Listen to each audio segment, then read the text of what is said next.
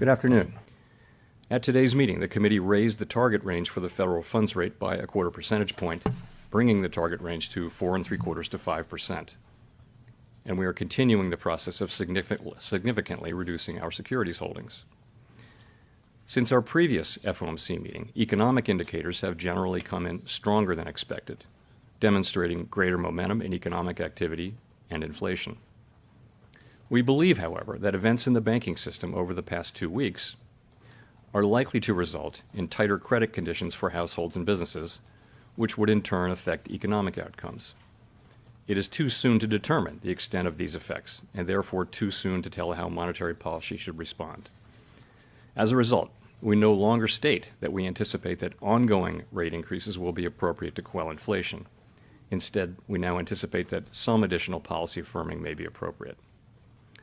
We will closely monitor incoming data and carefully assess the actual and expected effects of tighter credit conditions on economic activity, the labor market, and inflation. And our policy decisions will reflect that assessment. In our SEP, each FOMC participant wrote down an appropriate path for the federal funds rate based on what that participant judges to be the most likely scenario going forward.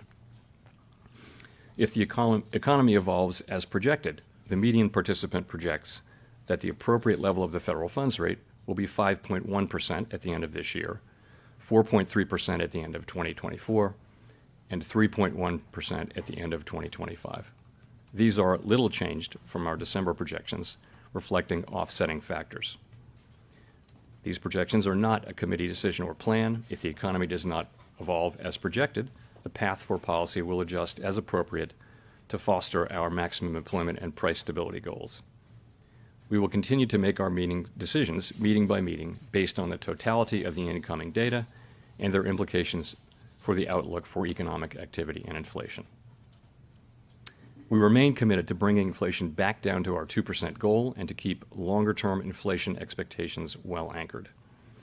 Reducing inflation is likely to require a period of below-trend growth and some softening in labor market conditions. Restoring price stability is essential to set the stage for achieving maximum employment and stable prices over the longer run. To conclude, we understand that our actions affect communities, families, and businesses across the country. Everything we do is in service to our public mission. We at the Fed will do everything we can to achieve our maximum employment and price stability goals. Thank you. I look forward to your questions.